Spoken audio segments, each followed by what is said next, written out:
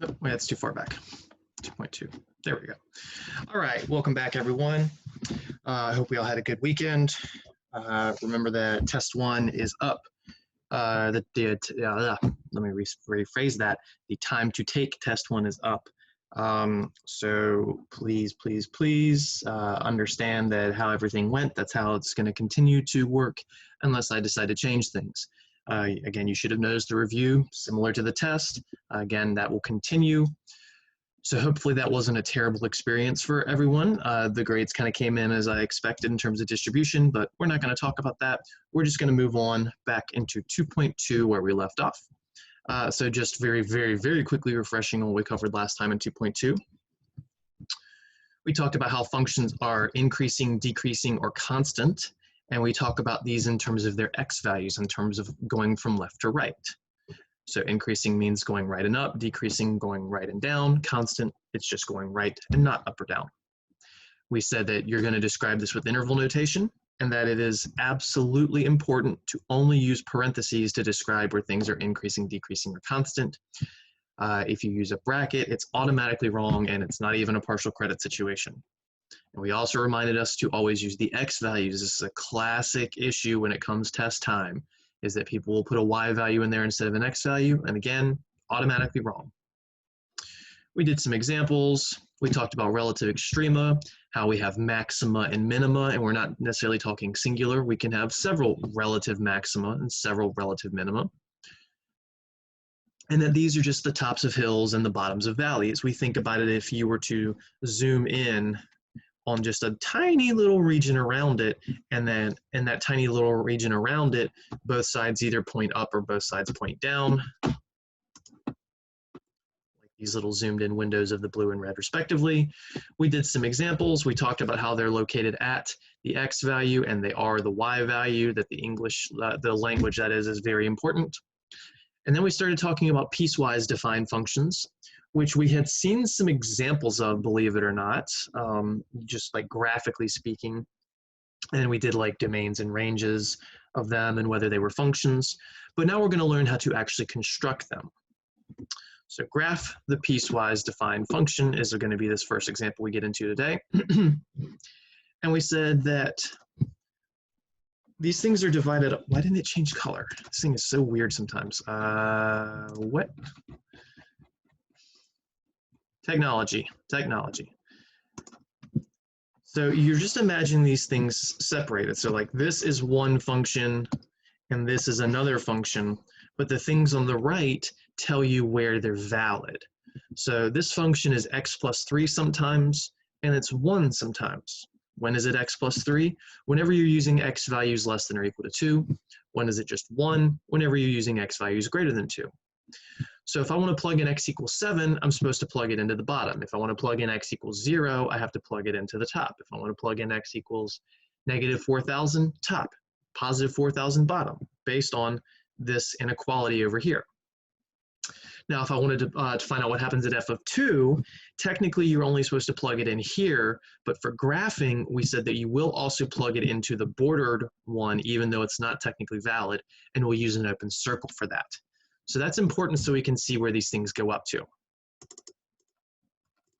Okay, so let's see. The top one is for x is less than or equal to 2.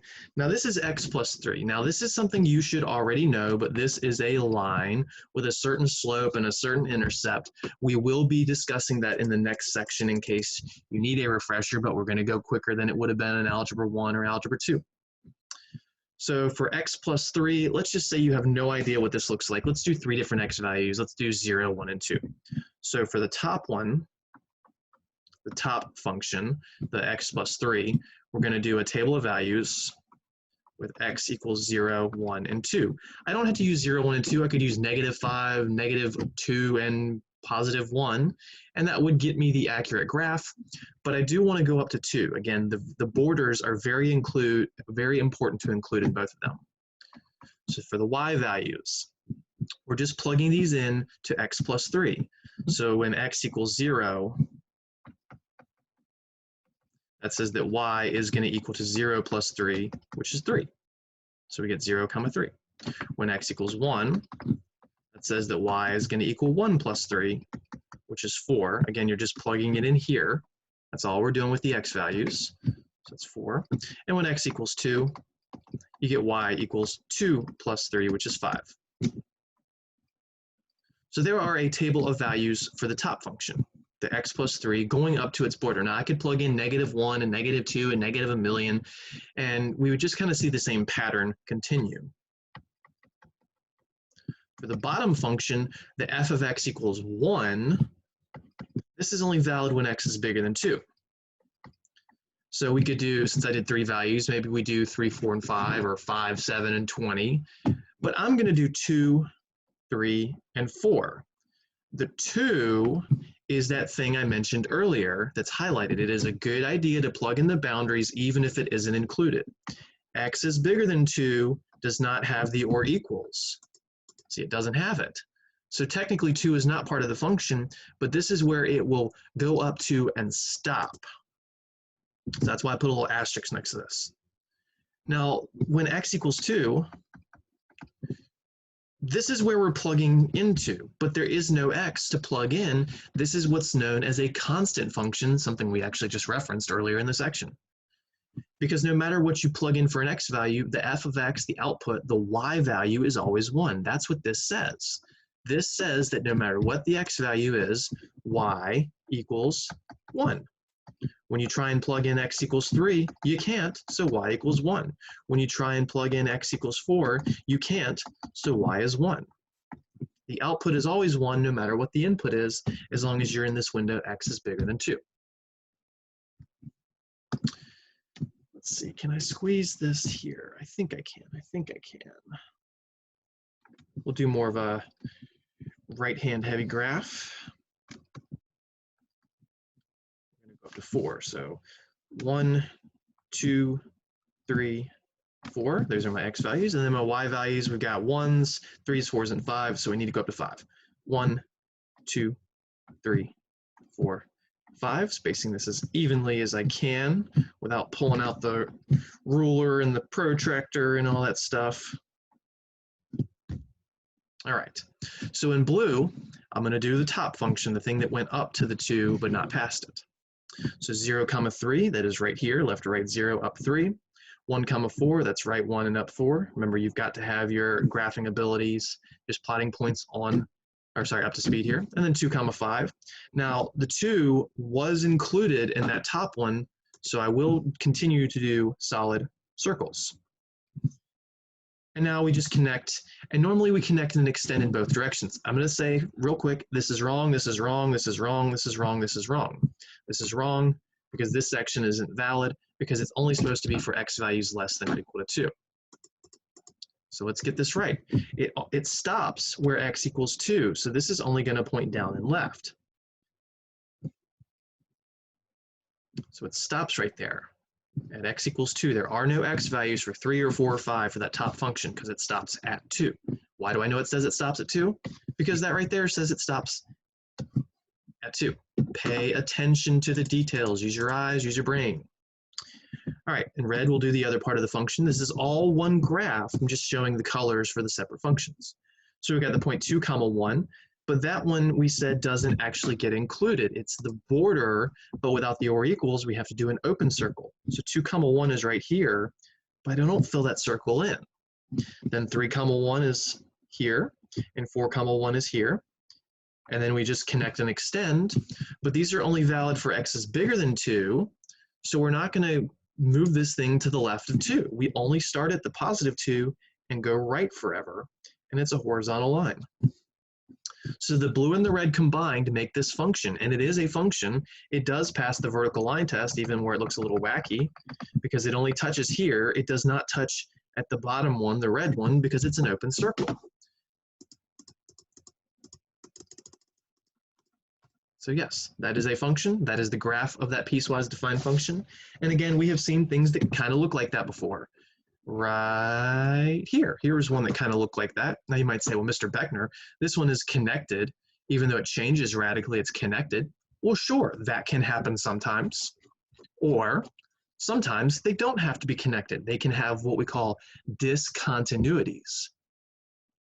So this is a sudden radical change, not only in terms of growth, but in terms of output. All right, ignore that for one more example. Let's give ourselves some space. Whoa, that was weird. I bet if you count the number of times I say that in a semester, it'll be in the triple digits. I'll give you one more for free. That was weird. Nothing actually weird happened though. All right, B, f of x is equal to curly bracket, so we can tell it's a piecewise defined function. 2x, not plus, that's a minus 3. Minus 3. And that's going to be valid whenever x is negative. And then 2, no, not a 2. X minus 3, just removing the 2. And this is going to be valid when x is 0 or positive.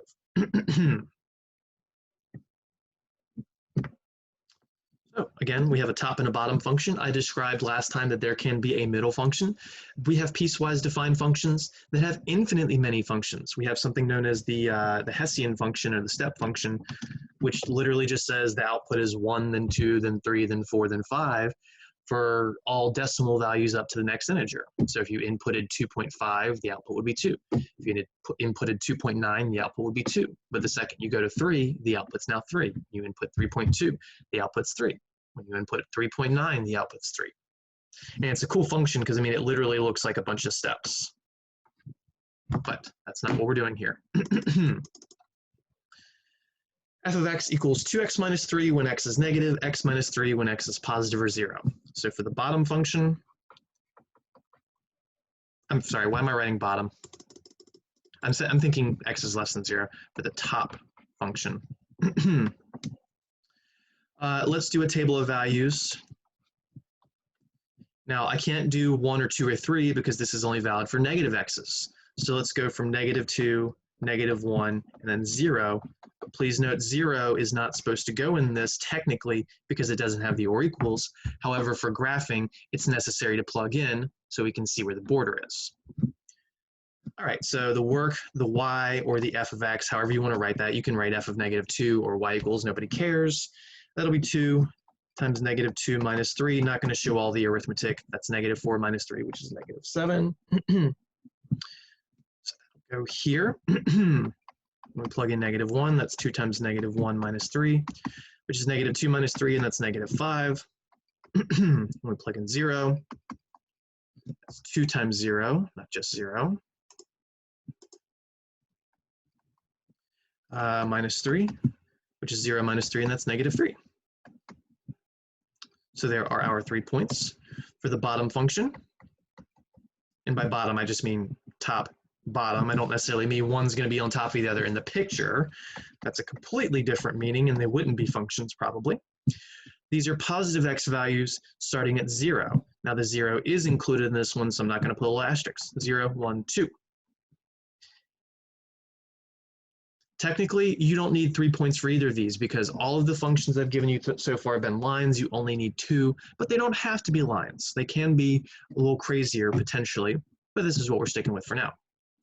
So the function is x minus 3. So we'll get y equals 0 minus 3, which is -3. Or y equals 1 minus 3, which is -2. Y equals 2 minus 3, which is -1. So there's the 6 values we're going to plot this time. Now we got a lot of negative y values, so I want to make this a bottom heavy graph. But we do have positive and negative x values, so I want to make it pretty symmetric that way. So x, y. Now I'm only doing this way because I have very limited space. If I had an entire page to graph this, I would make all of them very symmetric plus signs. All right, so x values, we're going to go from from -2 to 2. Try and space as evenly as possible.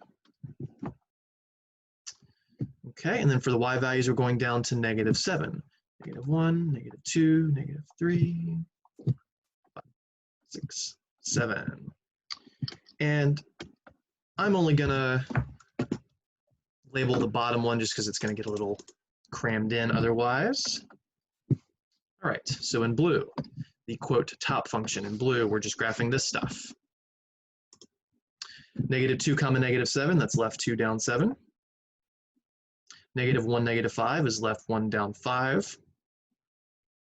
And then 0 comma -3 is right here, and I'm going to make a mistake for a second. This is a mistake, this is a mistake. Why is this a mistake? Because it's only valid when x is less than 0. I just plugged in 0, but it's not valid, so instead of using a closed circle, I was supposed to do an open circle, like this.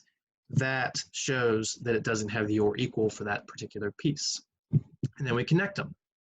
So you know at least you're going to connect the 3 dots like this, but you might go, well, do I extend both ways, just one way, and if just one way, which way? Well, this is only valid for negative x values, for when we're going left on the x-axis. So we can only go down and left. If I did this, it would be wrong. Don't do that. This is right. Now for the bottom function, we'll pull off the red. Now here's where things get cool. The 0 comma -3 is exactly in the same location as the blue from the top function. So now, this is what's cool is, this point actually gets shaded in, even though it's not included from the left side, because it's included from the right side and is at the same point. This is no longer a discontinuity type like A was. And then the 1, -2 would be right here, and the 2, -1 would be right here. So this is just a less steep line, and it's only valid for positive x values, so you don't do this, then it would obviously fail the vertical line test. There we go. So this point right here was super interesting because from the left side, from the top function, we weren't including it, so we had an open circle. But then when we graphed the other half of the function, we ended up including it, which means it is not a discontinuity. It is completely connected. And you would not say it's not a function. It's oops, not highlighter. Well, good enough for now. But this point is only touching once because it had a closed circle and an open circle. The open circles don't count. Open circles are just there to show you a border, a non-included border. So again, piecewise defined functions can be very important for modeling things in the real world. Again, I think I used last time, like trying to model the economic output or something like that. And, you know, disregard the negative x values here, but oh, we're increasing pretty steadily. And then, you know, something pretty significant happens in March and it's slowed down. Now, in fact, our economy, you know, dropped significantly for a while and kind of came back up. But it was almost so sudden that it felt like this, like, oh, we're cruising, and then boom, just flatline. All right. So that is how we evaluate and graph piecewise defined functions. It's not something that we will see a lot of in this course, but it is something that will come back periodically throughout your math courses.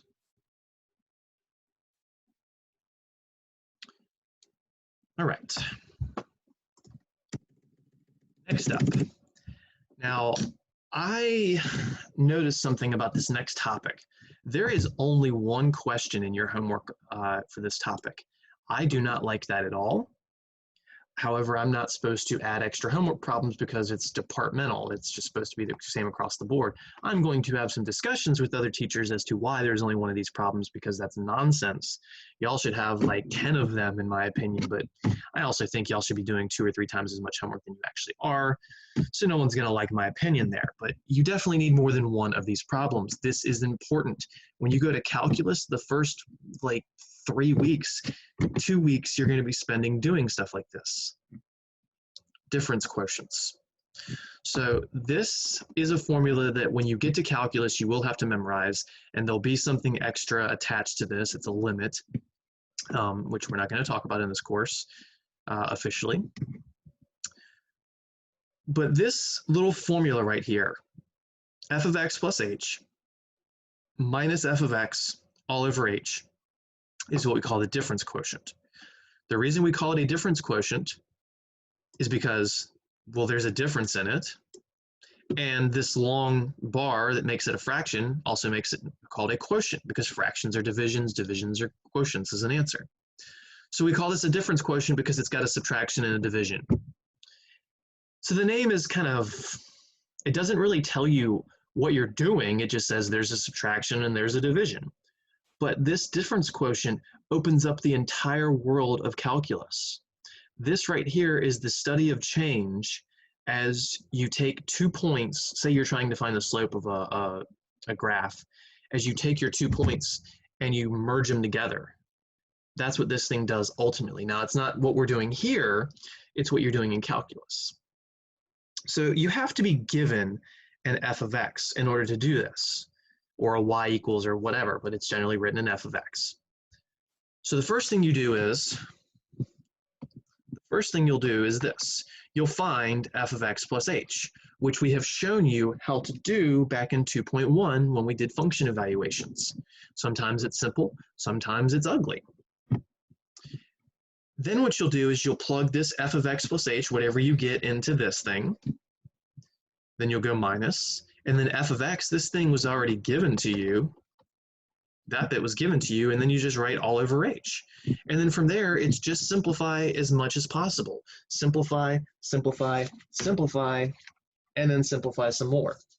And so you get this thing to be as simple as humanly possible. Now, how do you find f of x plus h? What in the world do we do? They didn't give us f of 3 or f of 5. They didn't tell us what to plug in. Yes, they did. They just didn't tell you to plug in a number. They told you to plug in some weird other thing that I already alluded to. You plug in x plus h. So all the x's in your function would turn into x plus h. That's it. So I'm not going to make you memorize the formula in this class. This formula will be given to you in a test problem, and I will absolutely give you a test problem with this. But again, in calculus, you'll see it again, and you won't be given that formula. So how exactly do we apply this? What's my first example? Example 4. Silly me. Evaluate the difference quotient given function.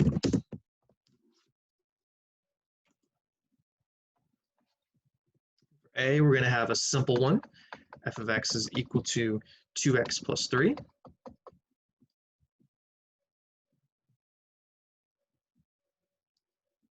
So that's our function, 2x plus 3. Y equals 2x plus 3, or f of x equals 2x plus 3. Remember that f of x and y are interchangeable. They really mean the same thing. It's just writing it as f of x. Guarantees that there's no vertical segments that overlap. And also we can plug anything into it instead of just numbers, which is what we're going to have to do here. So the first thing we have to do is find f of x plus h. What I'm going to do is I'm going to go to this function, and wherever you have an x, which is right here, this x is going to turn into x plus h. So I'm going to keep the stuff I'm not changing in black and the stuff that I do change in blue. So that'll be 2, then the x, and then the plus 3. So there's some stuff here I haven't written yet. The 2, then the x plus 3. But where there was an x before, I'm now writing x plus h. I can't just do it like this, though, because that looks like it's just a 2x, and then I wrote a plus 3 because that's what I'm staring at, but it was supposed to be an h. So that was right. That was wrong for 2 reasons. This is wrong because the 2 is not being multiplied to the x and the h. You got to wrap it into parentheses, just like anytime you plug in a sum or difference or negative. When you distribute the 2, you'll get 2x plus 2h plus 3.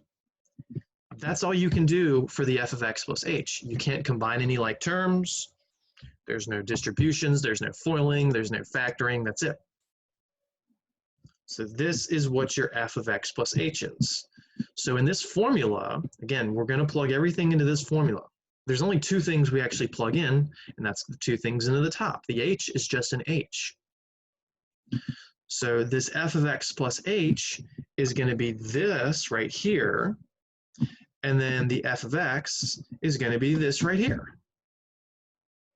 You're just plugging the circle into the circle, the triangle into the triangle, the pentagon into the pentagon.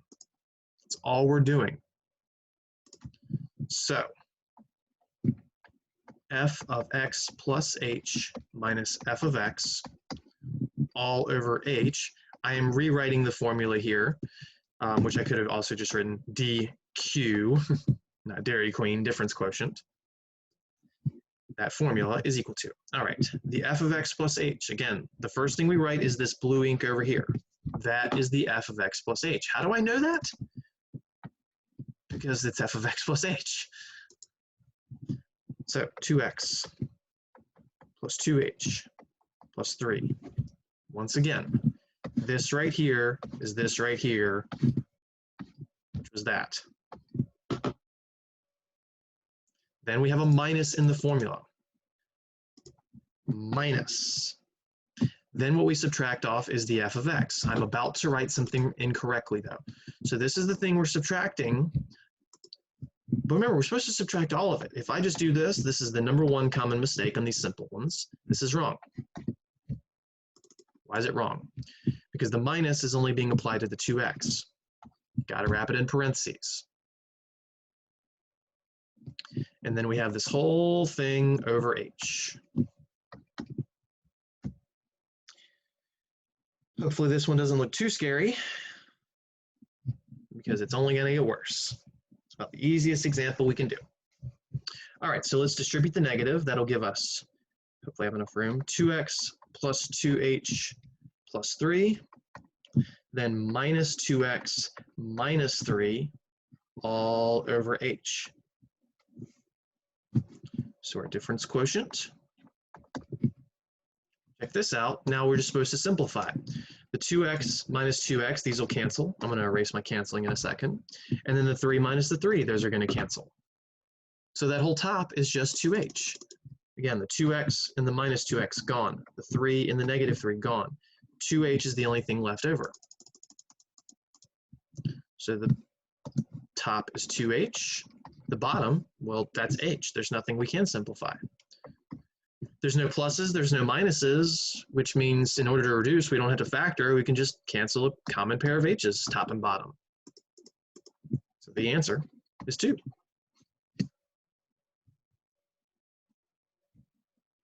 That's it. And most people go, wow, this problem looked really ugly for a bit, but then the answer ended up being quite simple. It's pretty common for things to go that way.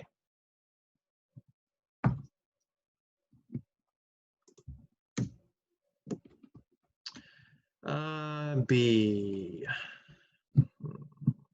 Yeah, we'll start it here. Probably end up needing the other page, but that's okay. F of x is equal to x squared plus 3x minus 5. This right here is more like a problem I'd give you on the test. That first one, in my opinion, is too easy. I know you probably disagree with me after only doing one of them, but hopefully we'll get used to it. I would suggest practicing that one and only one homework problem over and over and over and over and over. I would also suggest maybe going to the textbook and finding some in the homework of 2.2 and trying them on your own. You won't have the step-by-step guides to them, but at least you'll have the answers in the back of the book. And that is something that is critical. Again, I personally believe that y'all's homework assignments are entirely too short. I remember we used to give 50 homework problems a section. Don't know what happened to those days. I miss them. I know you don't, but I think it made better students. So this is the function. The first thing we have to do, find out what is f of x plus h, because that's part of the formula. Again, because the difference quotient, this thing right here, to actually progress, we need this. The h is fine, the f of x is fine, h is h, the f of x is given to us, but we have to find that thing I just highlighted. All right, so we're turning the x's in this into x plus h's. So again, I'm just going to leave some little squiggle room for where I'll be substituting it. This was the x and then squared, and then plus the 3, and then that'll be our x, and then the minus 5. But where I have squiggles, that's the substitutions. We don't write x anymore, we write x plus h. This would be wrong, because that looks like it's only squaring the h. Parentheses important. To show the x times the 3, or the x plus h times the 3, once again, you need parentheses. Notice I don't put it here. I don't put the x plus h there because there was no x with the minus 5. So again, the blue ink was x squared plus 3x minus 5, but we changed the x to x plus h. Now, I'm going to need more space. This issue has been seen before. We did this exactly earlier in 2.1. I think it was 2.1, where we had like an x squared and we plugged in x plus h to it. You can't just square the x and the h. If you do this, this is another super common mistake, x squared plus h squared. That's wrong. You're missing half the work for that little segment. You're supposed to say, oh, well, that's the parentheses times itself. So that's x plus h times x plus h. Let me go ahead and distribute the 3, so that's plus 3x plus 3h minus 5. And then we need to FOIL that left bit over there. The first will be x squared, x times x is x squared. The outer and the inner will be identical. I'm going to go a little quicker this time since we've done exactly this scenario before. The x times the h is a plus xh. That's the outer. The inner is the h times the x, but you don't want to write it this way because then these two things look different even though they're not. So just be consistent in the order you're writing your variables. If you wrote x then h, do it again. So the outer and the inner match. The last is h times h, which is a plus h squared. Bring the 3x, bring the 3h, bring the minus 5 down.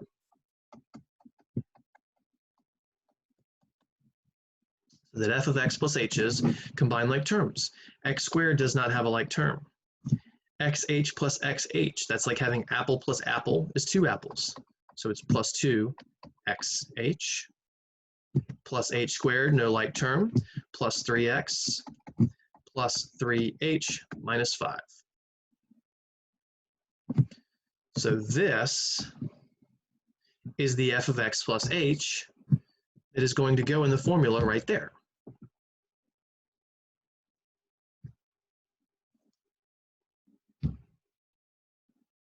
The minus f of x, the f of x is, well, what they gave you. The h is literally just h. You just write the whole thing over h. It's another simple thing to forget is to just write the top, because that's the complicated bit, and forget the over h. But you forget the over h, you forgot the quotient part of the whole formula.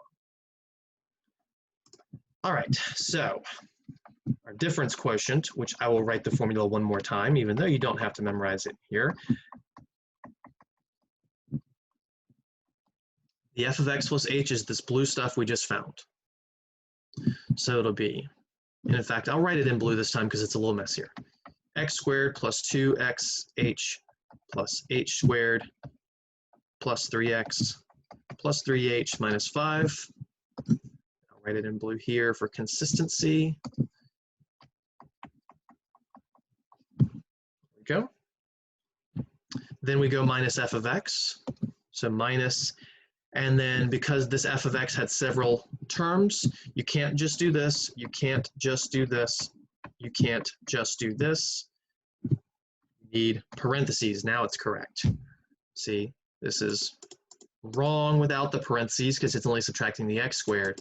Now we're subtracting the entire function, and then we do this whole jazz over h. Now this looks terrible, I know. It's got 1, 2, 3, 4, 5, 6, 7, 8, 9 terms in the top. Holy moly, this has got to be the worst problem you'll ever see in your life, right? He says sarcastically. Well, no. Just simplify. So distribute the negative. Give that negative to those 3 things at the back. So the first up to the minus 5, everything up to this point isn't going to change. All the blue ink won't change except I'm making it black now. X squared plus 2xh plus h squared plus 3x plus 3h minus 5. Distribute the negative, so minus x squared minus 3x plus 5 all over h. So our difference quotient. Now this is where the magic happens. X squared, negative x squared, gone. Positive 3x, negative 3x, gone. Negative 5, positive 5, gone. The only terms you're left with in the top are the 2xh, the h squared, and the 3h. It's just those 3 terms that you're left with. Again, I don't want to leave the canceling shown. The x squared canceled. The 2xh is still there though, so 2xh. Let me just write dq a little lower.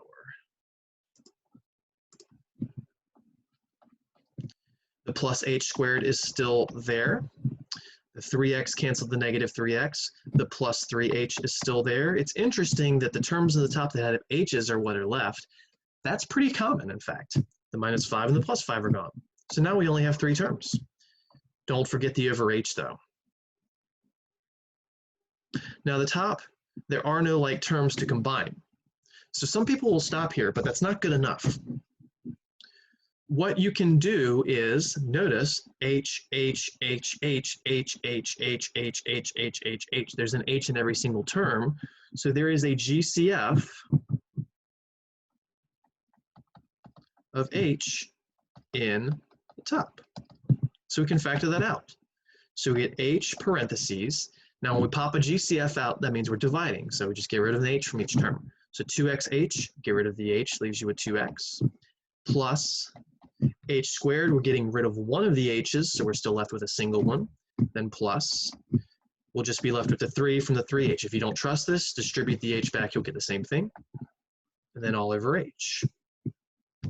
And then, because this is now in a factored form, there's an h in the top that's factored with an h in the bottom that's sole by itself. They cancel. So this whole thing is equal to 2x plus h plus 3. And that's the answer. Pick a different color.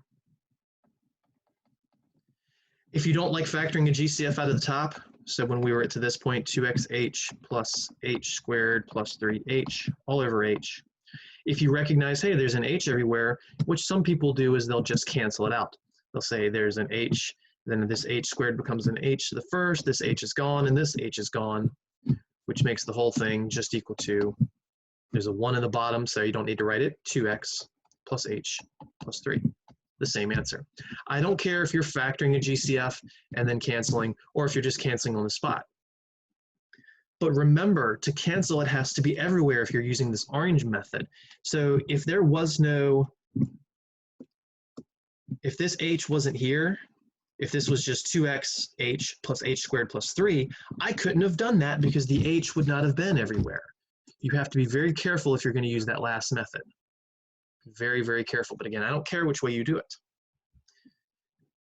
So here's what I love about this problem right here. And the last one. You just did calculus, except for one very, very simple, ridiculously simple final step. In calculus, I give this exact problem to calculus students. The only thing they do at the very last second after they get this, instead of boxing it up, they make the h 0, and then this is their answer. That's the only difference between what we just did and a calculus student. They make the h go away. You might say, well, what's the whole point of that? Then just don't do any of this h stuff, right? Well, no, there is a drastic point that we won't get into, but that is what this whole thing is about.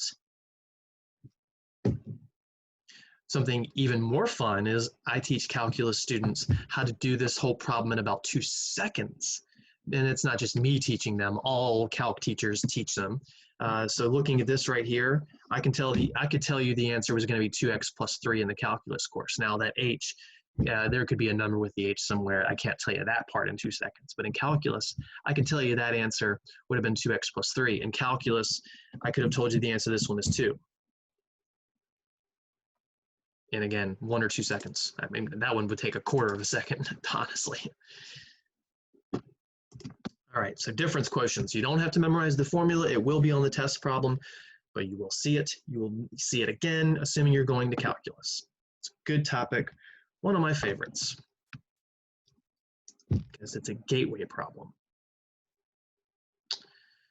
All right. Let's talk about symmetry. So we got 2 main topics, both relating to each other before we close out 2.2. And they are symmetry and the concept of being an even or an odd function, or neither. So let's save that last one for a little later.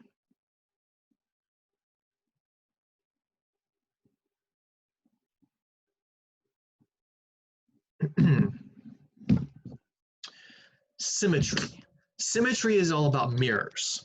Symmetry is helpful because if you draw, say, the right half of a graph and you know it's symmetric with the y-axis, you can draw the left half by just mirroring it.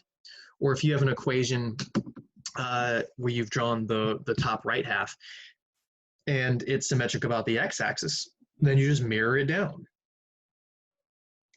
If you have something that's symmetric about the origin, then you use both mirrors. You mirror it left and then you mirror it down.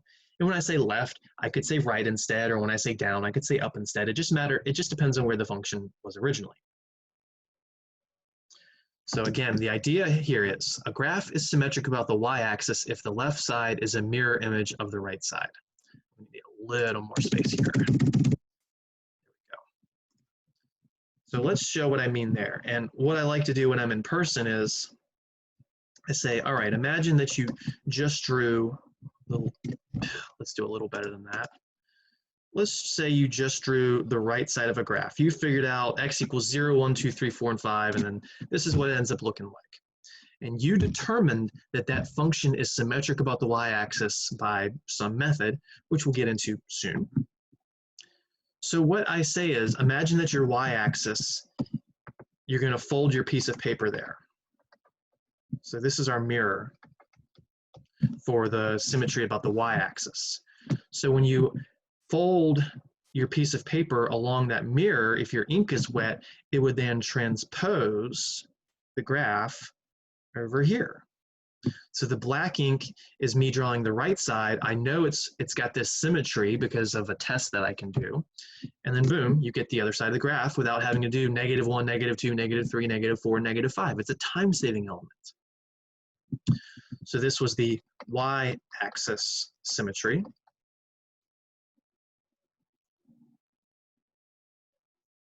If you have x-axis symmetry, which is the second one up there, that just means that the x-axis is your mirror.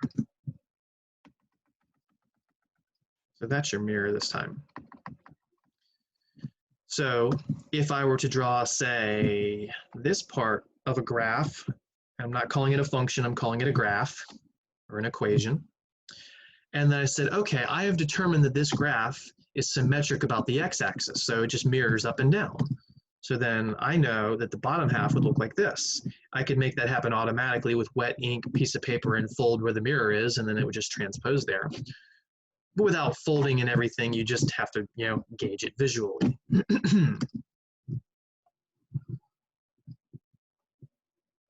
Now, the middle one is the least interesting to us. You know why the middle one is the least interesting to us? It's not a function. You can make that little memo somewhere if you like. I'm about to erase it. But the middle one is not that interesting to us overall because we primarily deal with functions in this course, primarily. And things that are symmetric about the x-axis are not functions. I mean, literally by definition, if you mirror the top to the bottom, you're going to create something that's not a function. It's an equation. Sure. And that's a wonderful equation. It's the equation x equals y squared. But it's not a function. Okay. What about this bottom one? A graph is symmetric about the origin if the x and y axis are both mirrors. So you draw the original bit, maybe it looks like this. We'll go back to that quadratic looking one. So that means that you have a mirror on the y axis and you have a mirror on the x axis. So in orange, I'm going to do a middleman. So you have to reflect it both ways. So I'm going to reflect it left first, then down. The order you reflect it doesn't matter. So I'm going to do it dotted. So this is me with the first reflection. So there's the y-axis symmetry, but this isn't actually the graph because if we say if it's symmetric about the origin, you do this, then the other, and then you end up down here when you do the second reflection. And you can see, I think, pretty clearly, let's just call this the middleman. If I had done it down and then the other way, here's your middleman, which I'll erase, and then you'd end up reflecting it across the other and getting the same image. So the solid orange part along with the black part is the actual curve. So again, the actual curve, the actual function is this. Please ignore my terrible drawing that time. That's the function. And it is a function because it would pass the vertical line test. So symmetric about the y-axis, they're functions. Symmetric about the x-axis, they're functions, generally speaking. Symmetric about the x-axis, never, ever, ever, ever, ever functions.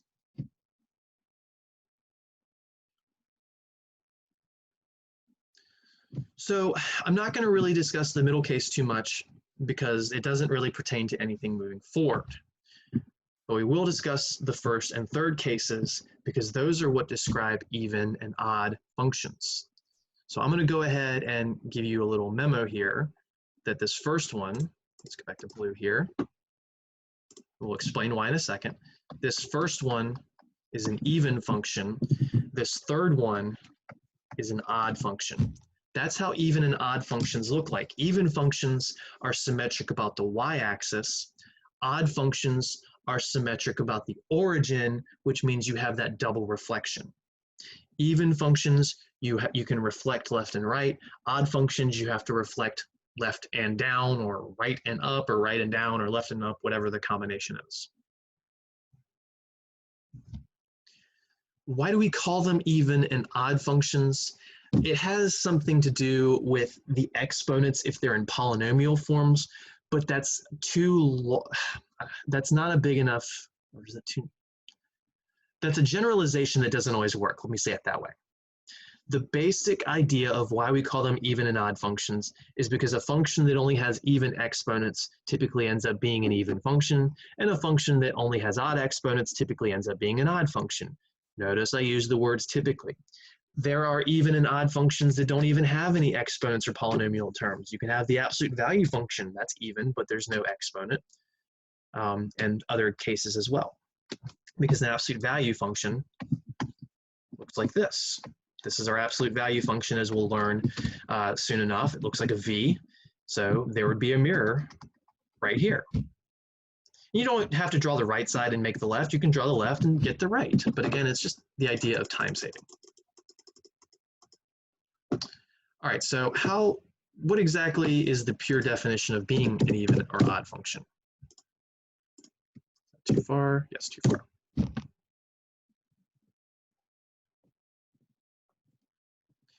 going to pull back in a minute or two once we see those and get them written down and everything.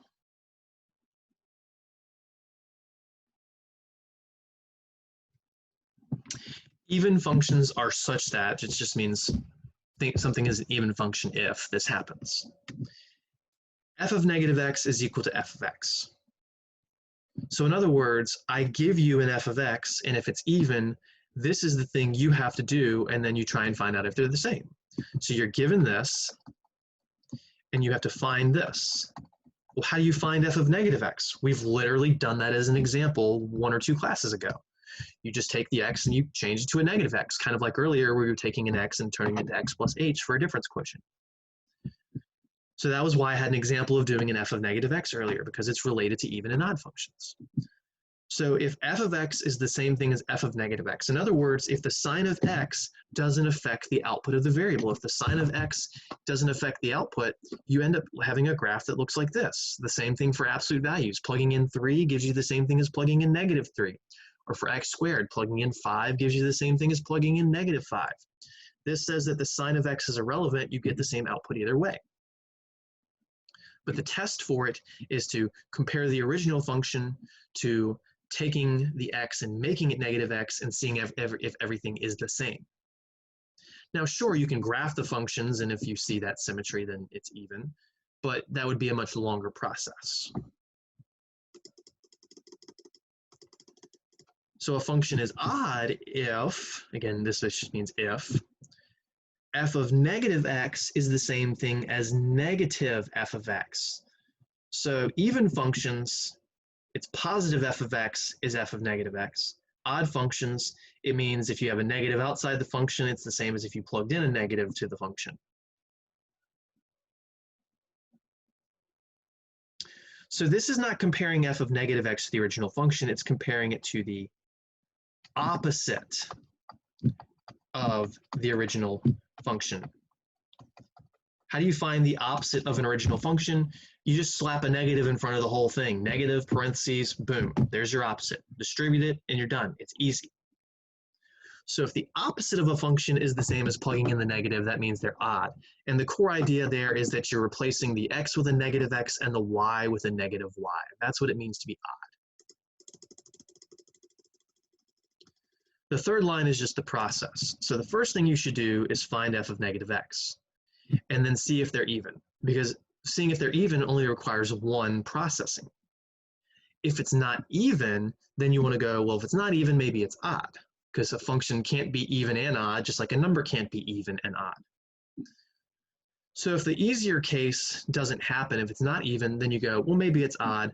So then you'll find negative f of x, which again just means take the original function, slap a negative in front of the whole thing, and distribute it. So if these two highlighted things are the same, then it's odd. Well, what if neither of those scenarios happen? Well, then the answer is neither. Just like 3.5 is neither even nor odd, and 2.2 is neither even nor odd, there's actually more non-even and odd numbers than there are evens and odds. And in the same respect with functions, there's more non-even odd functions than there are even functions and odd functions. Oops, too far. The last two lines are just the things that we described earlier, that even functions are symmetric with the y-axis. So that top highlighted one is here. This is symmetric about the y-axis. It's even. And then odd functions are symmetric with the origin, which means you flip across both. Again, the order you flip doesn't matter. You can flip down and left and down, or if you're going right and up, if that would be more relevant, either way. It's very easy to look at a picture and tell it's even. It can be a little more difficult to look at a picture and tell it's odd. But again, if I gave you the graph, you cut off one of the sides, flip the other side until it matches or doesn't match, and that tells you whether it's odd. But again, this case right here, we're not really interested in that much because it's not a function. So a lot of people think that that middle one would be odd. If this is even, this has got to be odd. But if it's an even function, this can't be an odd function because it's not a function. So that's kind of the primary reason as to why this is an odd function, not the middle case. How are we on time? About 20 minutes. Examples. What number are we up to? Example 6, example 5. Sorry for the scrolling. Example 5, even, odd, or neither? Question mark.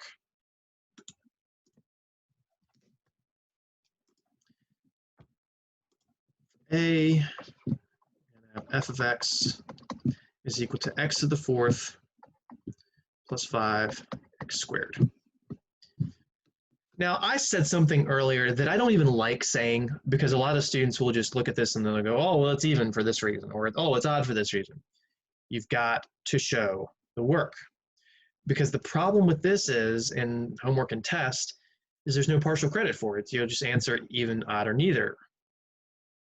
So if you think you deserve partial credit on that and you emailed me, if I don't see the work, you're not going to get partial credit.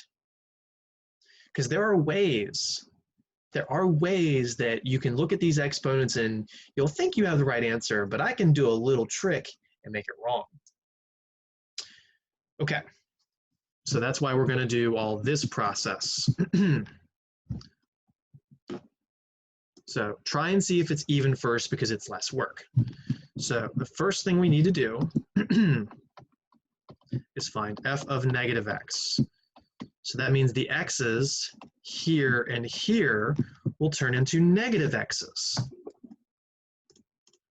Now, because I'm plugging in a negative, you guessed it, we need to wrap those negative x's in parentheses. So this is the negative x, but then it's the 4th power plus 5, and then the negative x being squared.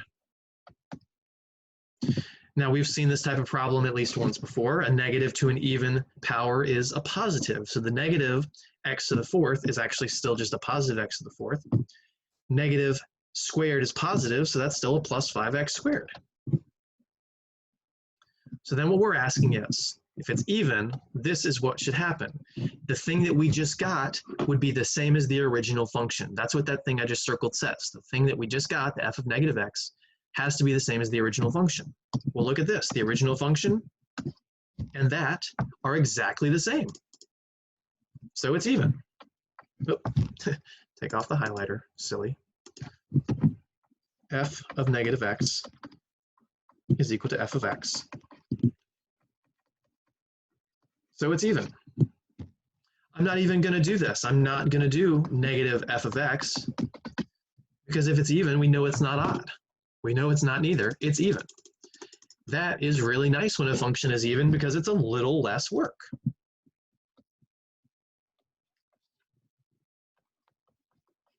What if we had f of x is equal to, how about 3x to the 5th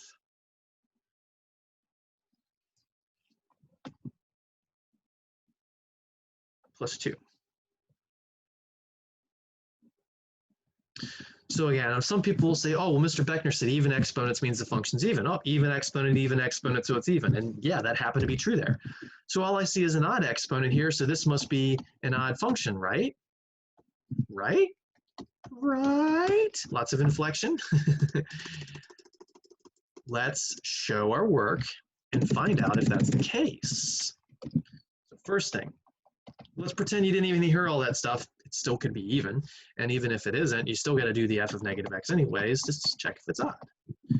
So turn the x's into negative x's. So we get 3 times negative x raised to the 5th power plus a 2. There's no x here to plug into, which is why the 2 doesn't get 1. Well, a negative an odd number of times is still a negative, so this is negative 3x to the 5th plus 2. Now the 2's are the same, those are the same, positive 2, but this was a positive 3x and this was a negative 3x to the 5th, so they're not the same. It's not even. So this is where we go to the second step. This is where we try and find negative f of x. I'm not plugging negative into the x anymore. That's not what I'm doing. I'm not plugging a negative there anymore. This is a negative in front of the whole function. So we just write a negative, and then we write the whole function, but because of the negative, we'll need to surround it in parentheses.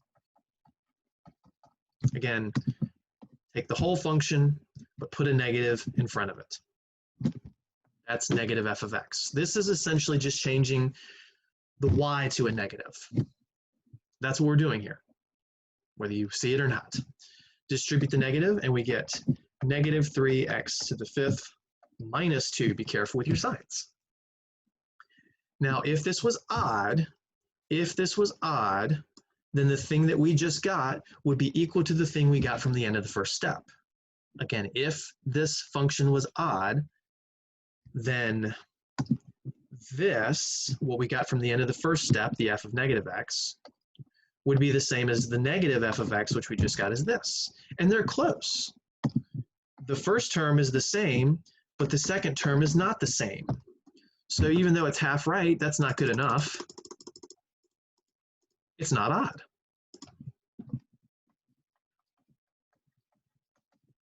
Which means the answer is neither. This is kind of like a decimal value, 2.8, 3.4. Pi. There are even and odd functions. There are a very small amount of functions that are actually even and odd. However, the basic functions without lots of extra terms tend to be one or the other. But we're going to study the basic functions and then build and build and build, of course.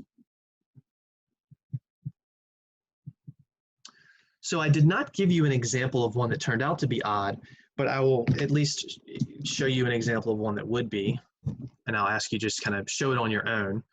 So C asterisk, I'm not going to complete this, but show f of x equals 2x to the, 9th minus 5x to the 7th plus 3x is odd. That function will end up being odd. So you'll have to go through the first and second step, and then those two things would end up being equal to each other. But still, you know, ask yourself, is it even? Do the first step. Notice that it won't be the same, so you can say it's not even. Do the second step, and it should be the same as the end of the first step, which means it will be odd.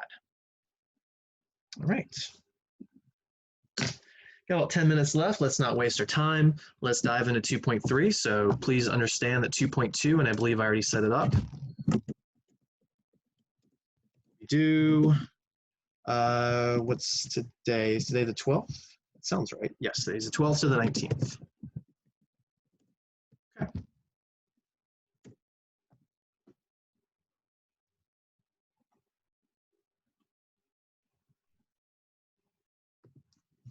Linear functions and slope. Again, there's a lot of material in pre-calc where we are just kind of reiterating things from before. And it's interesting how we'll do topic A in here, but not topic B again. Like we aren't really supposed to reteach factoring, even though I did spend like 30 minutes kind of setting it up. But graphing lines, which I honestly think is very simple, I guess it's just students don't think it's simple, so they forget it and we have to reteach it. Don't you dare ever forget how to graph a line again. I get students come to calculus and they can't graph lines. That terrifies me. They can graph crazy curves, but then they forget how to graph a line, the simplest thing. Got to know your basics. You can't do a million plus a million without doing 1 plus 1. So lines are lines, they're straight. Straight line is a redundant statement. All lines are straight, but in the media, that's poorly stated constantly, and they'll draw a curve and call it a line, or you might see in statistics, they have this thing that is a line of best fit, which they don't always end up being lines, so it's kind of a poor name, but you know, statistics is statistics. Any line can be formed by just 2 points. This is a point, sorry for the pun, that I made earlier when we were graphing those piecewise defined functions, that while I did 3 points, we technically only needed 2 as long as we knew there were lines. Every line has a constant slope, which means the steepness does not change, that can be calculated, that can be found by calculating the rise over the run. So slope, by definition, is rise over run. And this is something I usually write, so I got to add it up here. So a line going through 2 points. Write this way just to be quicker. X1 comma Y1 and X2 comma Y2. That's slope. And we use the letter M to denote slope. M equals y2 minus y1 over x2 minus x1. This is a formula that you must memorize. You do not ever get to forget this. If you're going to pre-calc 2, you don't get to forget it. If you're going to calculus after this, whether it's regular or business, you don't get to forget it. It's such a simple formula too. The idea, again, is that it's the rise over the run. This is also the change in height over the change in the horizontal position. Change is a difference. The change in height divided by the change in horizontal position. Change is subtraction. So it's a ratio of changes, also known as a difference quotient, but it's a slightly different formula. This M right here, this formula, has everything to do with that difference quotient we did earlier, but the difference quotient's a little fancier. So it sticks its pinky out when it's drinking tea. Ha ha ha. Memorize it, don't ever forget it. So graphically speaking, let me give myself just a little space.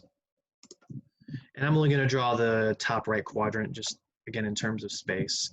Let's say we had this point right here, and then this point right here. So this point would be x1 comma y1, and then this point would be x2, that looks like a y, comma y2. So this x value has to be x1, this x value has to be x2, this y value has to be y1, just tracing over to the axes, this y value has to be y2. And then here's the line that connects them. The rise is the vertical distance between points. That's the rise. The run is the horizontal distance between the 2 points. So slope is just the ratio of these two distances. When you form a little right triangle out of the line, in a horizontal and vertical manner, so that's a 90-degree angle right there, your slope is just the ratio of those two things, which when you go to trigonometry, you're going to study right triangles a whole boatload. Heavily relates to the tangent function, but we're not going to talk about that today. So slope is a measure of how steep a line is. The steeper the line, the larger the slope. Lines can have positive slope, they can have negative slope, they can have zero slope, or they can be undefined.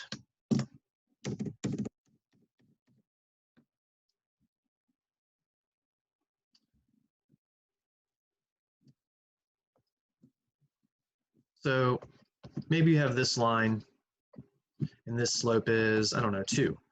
Then you have this line, and this slope might be 4. The steeper the line, the larger the slope. That's what I'm trying to say with the top line. Slope is a measure of how steep it is. Lines that have a positive slope go up and right, they're increasing. Lines that have a negative slope go down and right, they're decreasing. So a line that looks like this, and they don't have to go through the origin. This would be a positive slope. A line that looks like this would be a negative slope. A line that looks like this, horizontal line, would be a zero slope. And a line that looks like this, vertical, would be an undefined slope. Now, the last two cases, you can actually see algebraically. If you plugged in 2 points, let's say you found out what this coordinate and this coordinate were, if you plug them into the y2 minus y1 over x2 minus x1, you would end up with 0 because the top would be 0 because they have the same heights. That height's, say 5, this height's 5, 5 minus 5 is 0. So the top's 0, which means it's 0. If you did this one though, they have the same horizontal position, maybe x equals 5. So in the bottom, you'd be doing 5 minus 5, which is 0, but dividing by 0 is undefined. For the love of math, don't you dare ever get that wrong again, that 0 in the top has to be 0. 0 in the bottom has to be undefined.